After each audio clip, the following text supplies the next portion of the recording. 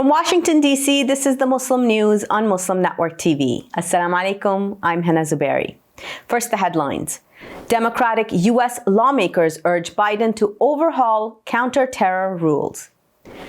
Muslim organization demands Pentagon officials resign for Kabul drone strike. Doomsday clock stuck at 100 seconds to midnight. ADEEL RANA becomes New York's first Muslim-American deputy police commander. Israel's MOSSAD bombed German Swiss firms to stop Pakistani nukes. France votes to ban Muslim women from playing sports with headscarves. And our top story tonight, a bicameral group of Democratic lawmakers urged President Joe Biden Thursday to overhaul U.S. counterterrorism policy, including drone targeting criteria. The policy should center on human rights, the protection of civilians, align with U.S. and international law, prioritize non-lethal tools, and only allow the use of force as a last resort, lawmakers wrote in a letter. The New York Times this week published a declassified video of a deadly botched August 29 drone strike in Kabul that led to 100 civilian deaths. 11 U.S. senators and 39 House representatives penned the letter. This included a wide swath of Congressional Progressive Caucus and Independent Senator Bernie Sanders.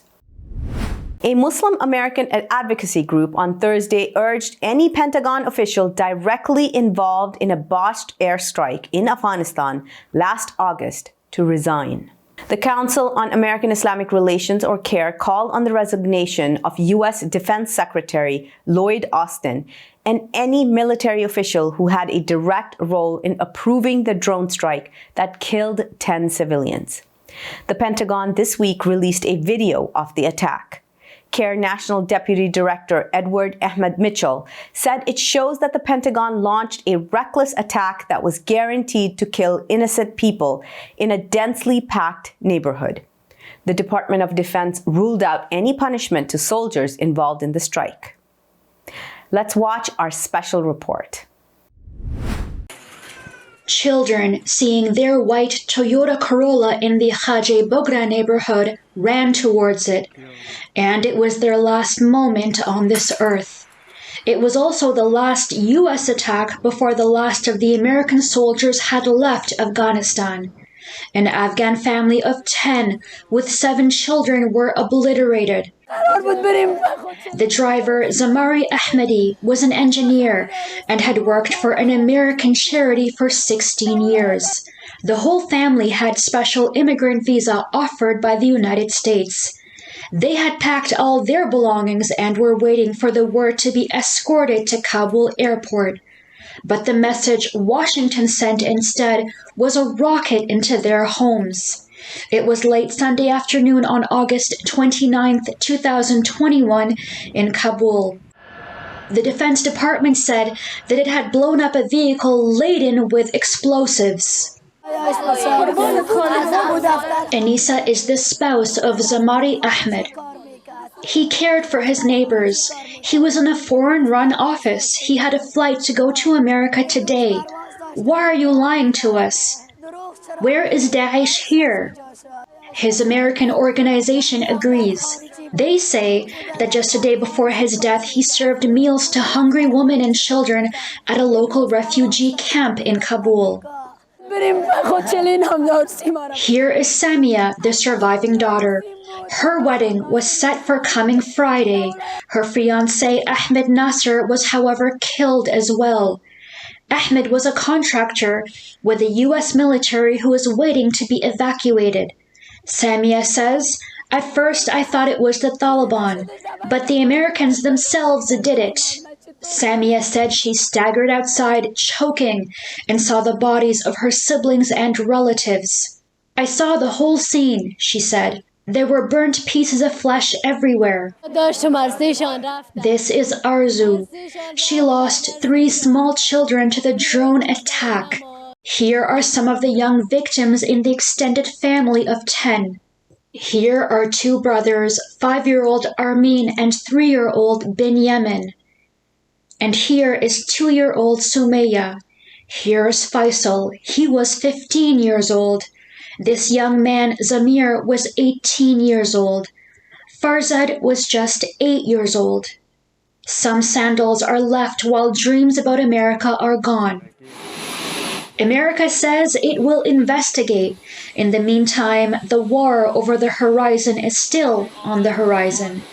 American soldiers are gone, but peace is still not here. The doomsday clock, which represents the judgment of leading science and security experts about perils to human existence, remains frozen at 100 seconds to midnight this year. Bulletin of the Atomic Scientists President Rachel Bronson declared the world was no safer this year than in 2019, when the clock's hands moved to the current position. To avoid an existential catastrophe, world leaders must do a better job of countering disinformation, heeding science, and cooperating, she said on the clock's 75th anniversary. The clock not shifting closer to midnight does not imply threats have stabilized, the group said. It added it's the closest it has been to a civilization-ending apocalypse. U.S. President Joe Biden said Thursday any movement of Russian troops across the Ukrainian border will be treated as an invasion. Biden clarified confusion over earlier comments that a minor incursion by Russia could invite a lesser response. He added that he had been absolutely clear with his Russian counterpart, Vladimir Putin, that any Russian aggression will be met with a severe and coordinated economic response. Biden said Moscow would not necessarily mount a standard invasion and that we have to be ready.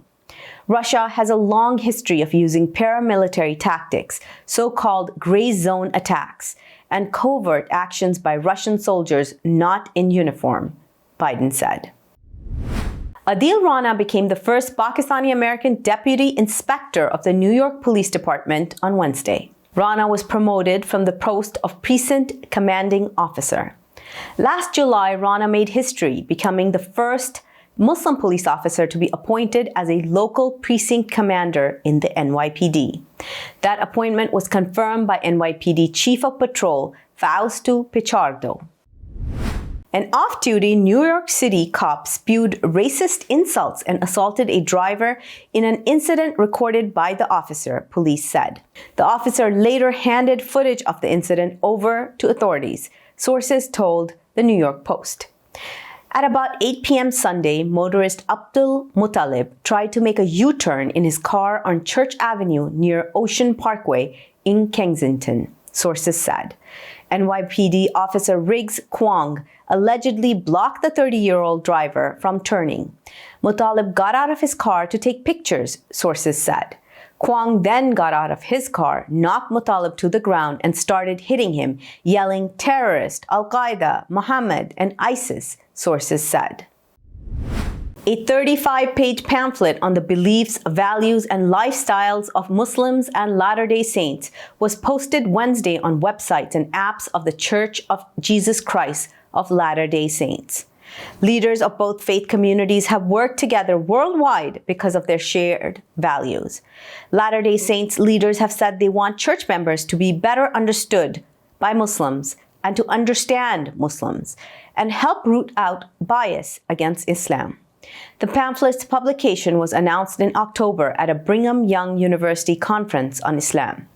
It was produced over several years with the help of Muslim leaders.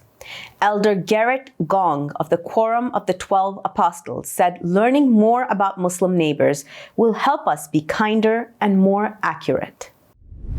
In international news today, Iran, Russia, and China will begin joint naval drills Friday for 3 days in the Indian Ocean. The war games seek to reinforce common security, an Iranian naval official said Thursday. The announcement of the maneuvers coincide with the Iranian President Ibrahim Raisi's official visit to Moscow. The drills also come during talks in Vienna aimed at salvaging a 2015 nuclear deal between Iran and world powers, including Russia and China. That agreement offered Tehran relief from crippling international sanctions in return for curbing its nuclear program. Former President Donald Trump unilaterally withdrew the U.S. from the pact in 2018 and reimposed sanctions. Progressive International Banks is seeking contributions to send a delegation to Havana next week to promote Cuba's effort to vaccinate the world against COVID-19. This is after Dutch multinational bank ING blocked all donations supporting the trip. Anti-war activists at Code Pink say some of the most powerful people in the world would rather prolong a global pandemic than allow the Cuban people some relief from U.S. imperialism. Unlike the mRNA vaccines produced by Pfizer and Moderna, Cuba opted to develop protein-based vaccines. Experts say protein-based vaccines come with multiple advantages. Cuba's vaccines, Abdala and Soberana O2, can be stored at room temperature, making distribution easier, especially in developing countries and remote areas lacking electricity. They also have a proven track record of safety across age groups. Israel's National Intelligence Agency Mossad is suspected of detonating bombs and issuing threats to German and Swiss companies in the 1980s for aiding Pakistan in its nascent nuclear weapons program. Swiss daily Neue Zürcher Zeitung first reported on the findings on Saturday.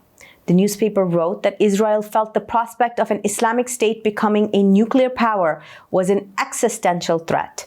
The paper reported Pakistan and the Islamic Republic of Iran worked closely in the 80s on the construction of nuclear weapons devices.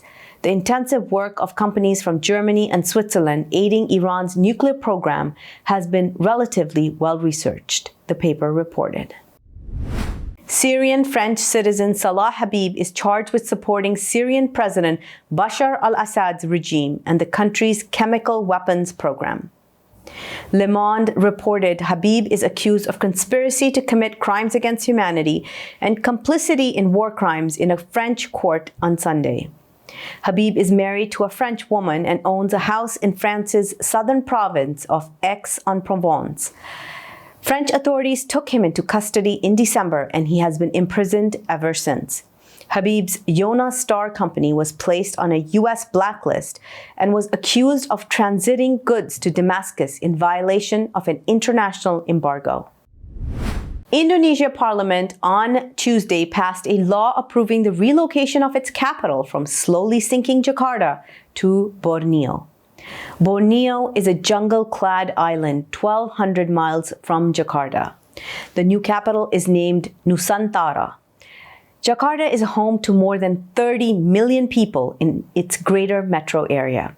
It has long been plagued by serious infrastructure problems and floodings worsened by climate change. Experts predict up to a third of the city could be underwater by 2050. Indonesia is the world's largest Muslim country.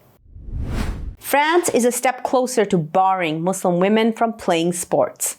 In a major setback for human rights, the French Senate voted to ban conspicuous religious symbols in sports, a move primarily aimed at Muslim women.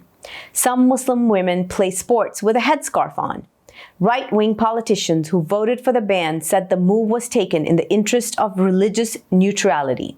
French human rights activist Maria de Cartana said that the ban aims to suppress all forms of Muslim subjectivity regarding faith, worship, culture, and political expression.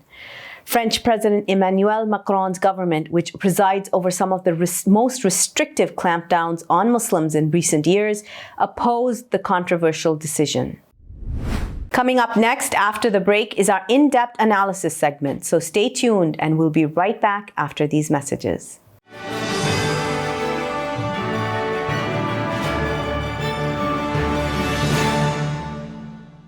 If I could be you, and you could be me for just 1 hour. If we could find a way to get inside each other's minds. Walk a mile in my shoes.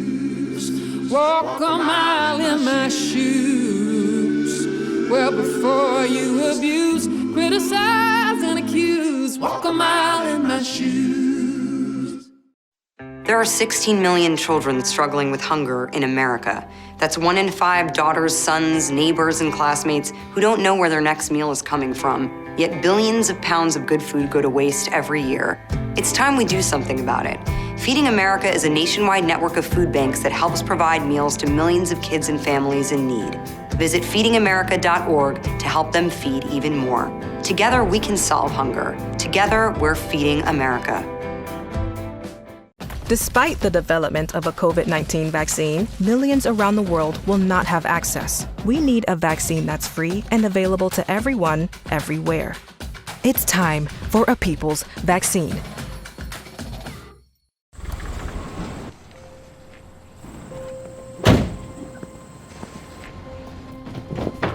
Dad, they took over my bedroom. Come on, come on. Okay, Dad. 1, 2, 3. Dad!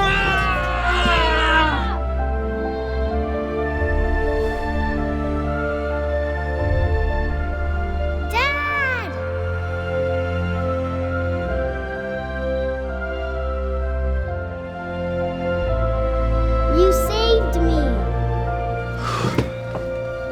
Dad? Are you okay?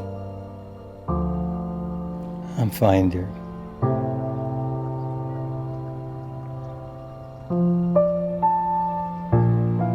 Your hero needs you now, and AARP is here to help. Find the care guides you need at aarp.org/caregiving.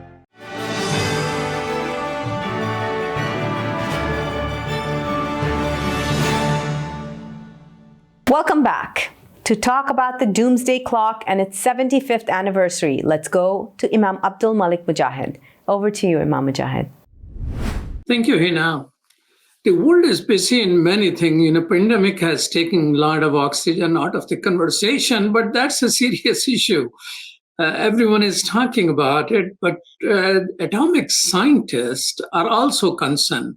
They have set the doomsday clock to 100 seconds, and there seems to say that it is stuck there. And we have co-chair of the Bulletin of the Atomic Scientist, and he is a professor of the University of Chicago in the Department of Physics, Astronomy, and Astrophysics, Daniel HOLZ. Welcome to Muslim Network TV. Yeah, thanks for having me. Tell us about this atomic clock, why it is stuck, and what are the seriousness about it? Yeah, so this is, the clock is something that's set by the Bulletin of the Atomic Scientists. So this is an organization founded by a bunch of scientists that in 45, the organization was founded to kind of address the potential for existential threats, to think about them and try to mitigate them. And so there was a feeling, the scientists had been involved in the Manhattan Project, and there was a feeling that these new nuclear weapons had the potential to wipe out everyone. And therefore, we want to inform the public and engage to prevent that from happening. And so the clock, the doomsday clock, was a kind of a symbolic representation of how close we are to annihilation. And every year, the scientists affiliated with the Bulletin of Atomic Scientists, it's actually a very big group with a wide range of expertise, come together and set the time and make an assessment of what is the current threat level, how close are we to wiping ourselves out.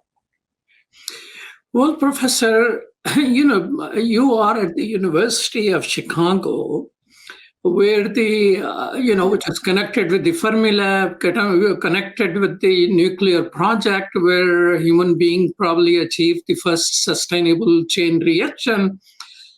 Are there professors who really study this doomsday thing, or it is sort of a symbolic thing you come together in a meeting and decide? So it's a range. I mean, as you said, I mean, the scientists that kind of founded this organization were involved in a lot of the research leading to the development of nuclear weapons, as well as just insights into nuclear physics in general. And they felt a responsibility because of this to be engaged in the discussion about these weapons, and to kind of alert the populace to their risks. And so in that sense, the expertise is very directly relevant. Now, more generally, there's a perception that science can be this double-edged sword where it offers potential benefits, huge benefits, but it also carries with it some risks. And it's important to kind of keep that in mind and to balance those. And so part of the job of the bulletin, and scientists such as myself, is to think about that.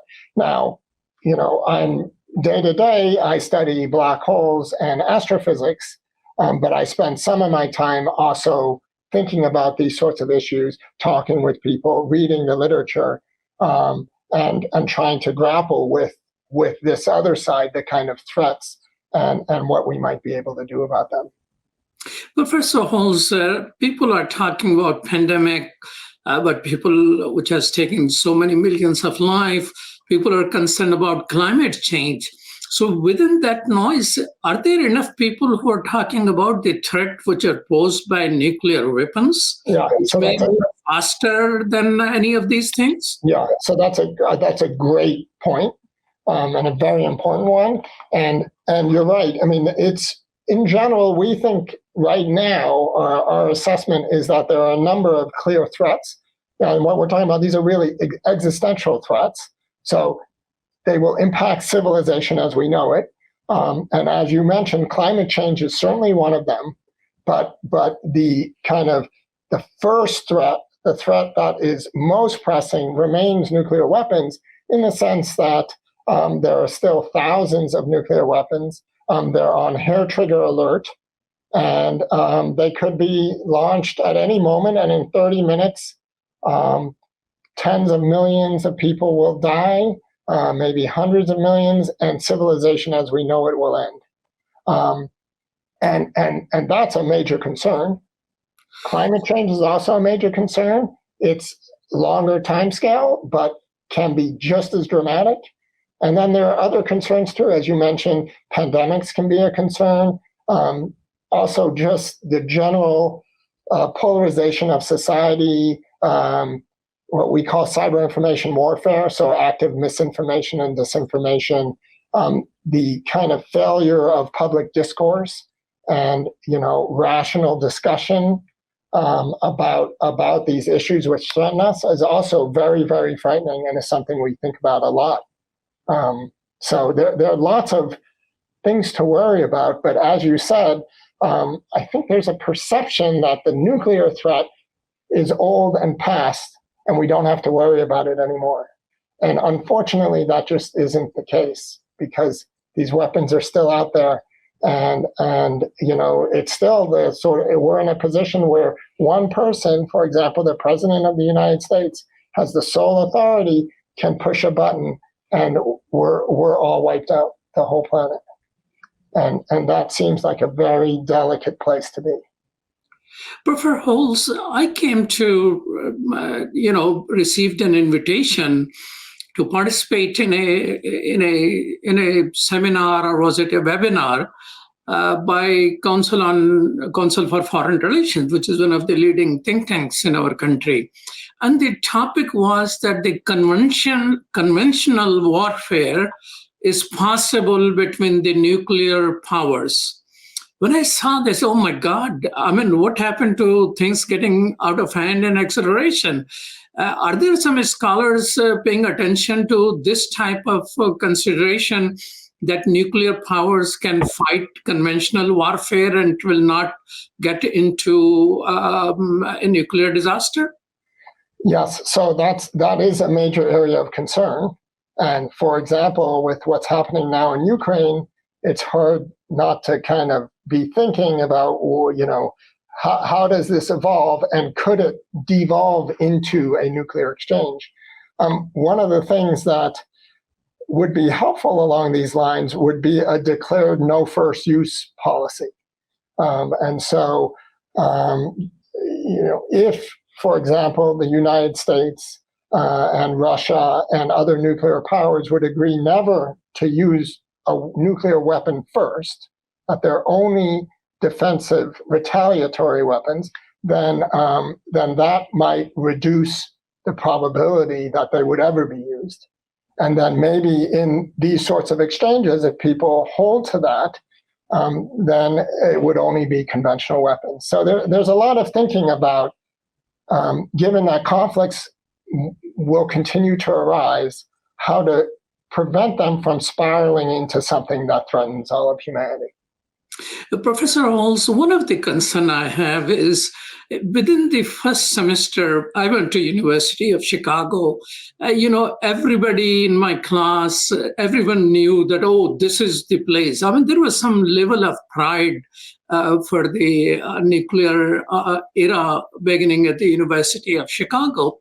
But I never heard, I went to political science and public policy, any ethical concern, the responsibility of the institution which began this era for the humanity, which definitely have a lot of benefit, has this extraordinary potential. So are there some students, are there some professors in physics or multidisciplinary committees, which University of Chicago is so known for, deliberate on the ethical aspect and ethical responsibility in terms of de-acceleration of the nuclear technology, in terms of weaponization and things of this area?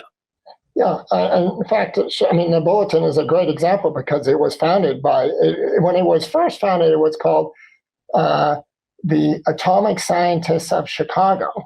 And it was really a Chicago-based organization of scientists that were dedicating themselves to exactly the sorts of issues you're talking about. They were worried about ethical issues.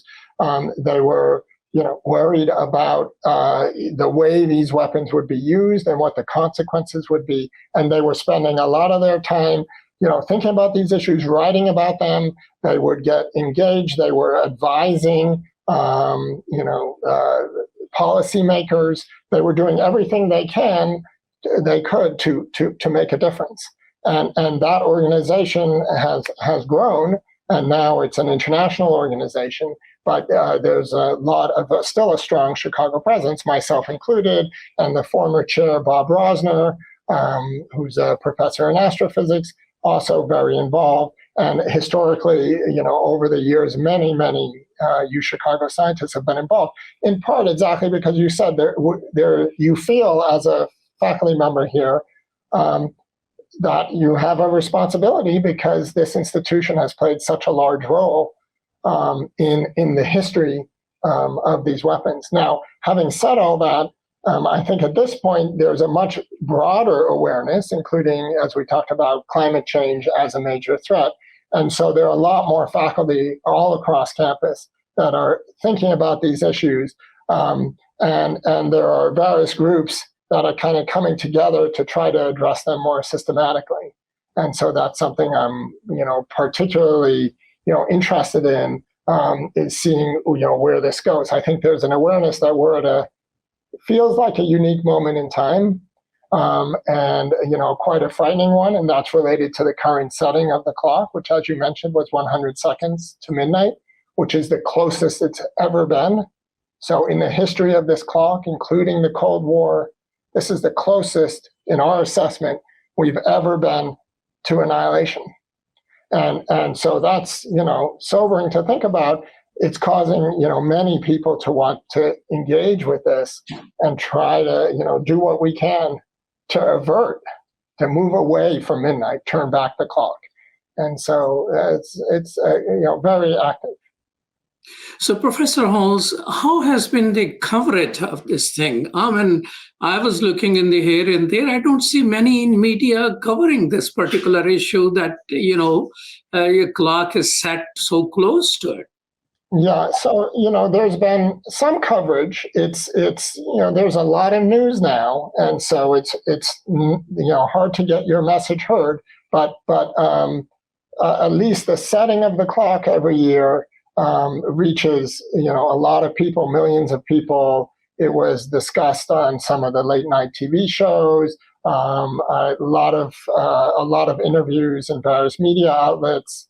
I think the Washington Post had an article about it. So did the Chicago Tribune.